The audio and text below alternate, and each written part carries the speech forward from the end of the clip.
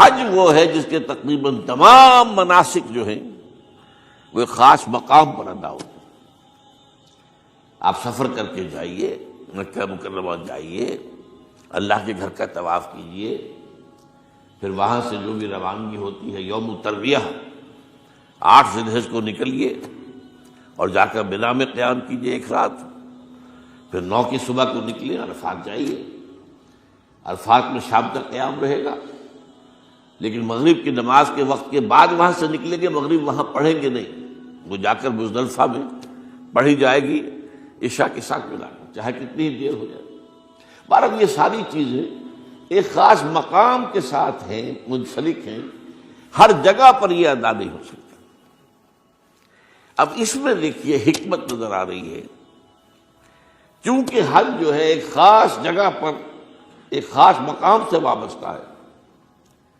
اس کے ساتھ جو عید الاضحیٰ وابستہ کی گئی ہے، یہ گویا کہ حج ہی کے ایک رکن کو پھیلا دیا گیا ہے۔ قربانی جو مناسک حج میں بڑی اہمیت کی حامل ہے، اسے عام کر دیا گیا۔ تم مدینے مکے تو نہیں پہنچ سکے ہو، لیکن یہاں پر قربانی کے اندر تو شریک ہو جاؤ۔ اور بعض مشابہتیں اور بتائی گئی ہیں کہ ذی الحجہ کا چاند طلوع ہو جائے تو اس کے بعد حجامت نہ کراؤ، ناخن نہ کاٹو، وہ جو کچھ بھی آپ کو معلوم ہے احرام کی کچھ پابندیاں ہوتی ہیں، ایک مشابہت کسی درجے میں، ٹھیک ہے ہم وہاں نہیں ہیں لیکن ان کے ساتھ ایک مشابہت پیدا ہو رہی ہے۔ تو قربانی در حقیقت جو ہے عید الاضحیٰ وہ گویا کہ ایکسٹینشن ہے حج کی، کہ تمام عالم اسلام کے اندر جو ہے تمام مسلمان جہاں بھی کہیں ہیں وہ حج کے اس ایک منسک کے اندر شریک ہو جاتے ہیں۔ تو یہ میں نے چند باتیں تمہیداً عرض کی ہیں ان عبادات اربعہ کے بارے میں، ان کی جو ریلیٹیو حیثیت ہے ہمارے دین میں۔ اب آئیے حج کا معاملہ کیا ہے، وہ پورا ایک خاص علاقے سے متعلق ہے اور ایک خاص شخصیت سے متعلق ہے، یہ بھی نوٹ کر لیجیے۔ چنانچہ جو آیات میں نے آپ کو سنائی حج کے بارے میں، ان اول بیت وضع للناس للذی ببکۃ مبارکا وہدی للعالمین، یقیناً پہلا گھر جو بنایا گیا لوگوں کے لیے، یعنی اللہ کی عبادت کے لیے، کہ لوگ وہاں جمع ہوں اللہ کی عبادت کے لیے، وہ ہے جو بکہ میں ہے۔ بکہ اور مکہ یہ ایک ہی لفظ ہے، تورات میں بکہ کا لفظ آیا ہے، قرآن مجید میں مکہ۔ یہ تھوڑا فرق جو ہے یہ تلفظ کا ہو جایا کرتا ہے مختلف زبانوں کے اندر، جیسا کہ آپ کو معلوم ہوگا کہ آج کل جو عرب کے لوگ ہیں وہ قاف کو گاف پڑھتے ہیں، گل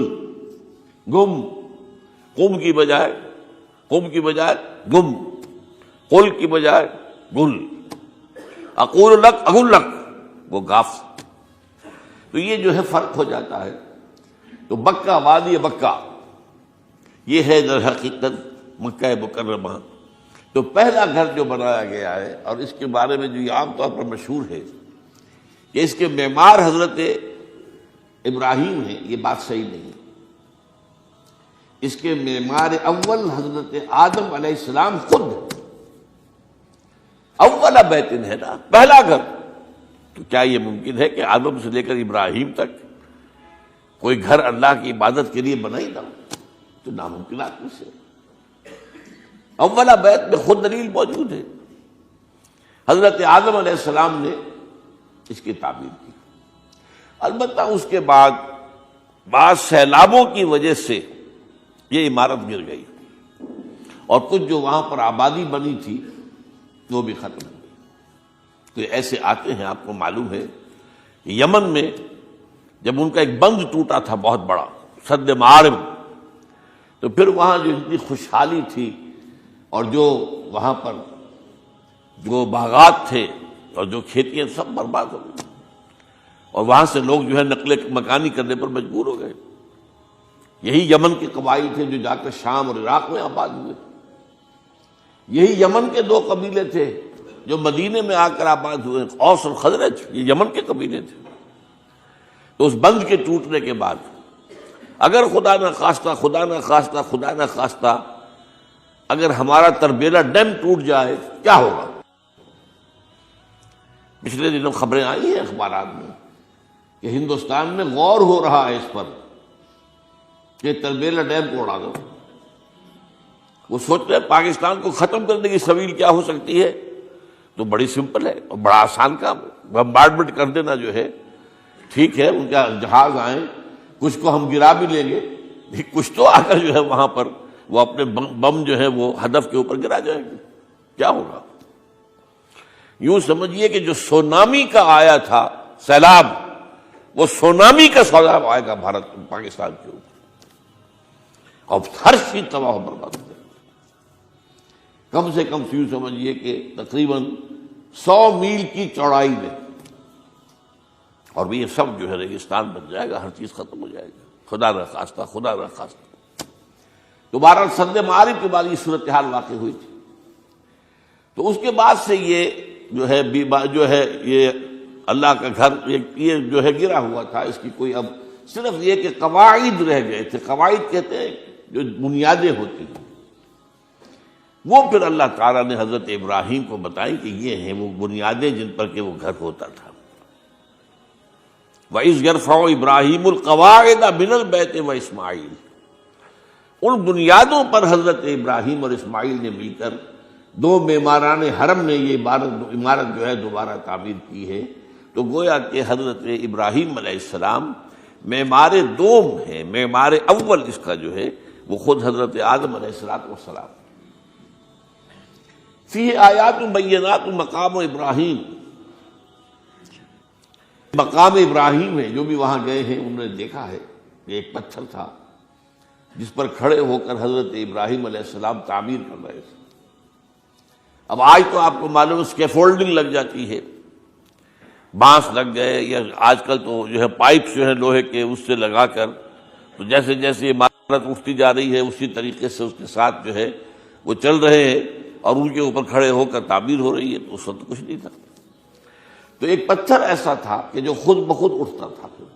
اللہ تعالیٰ کے اٹھانے سے، یا یوں کہیے کہ ملائکہ کے اٹھانے سے،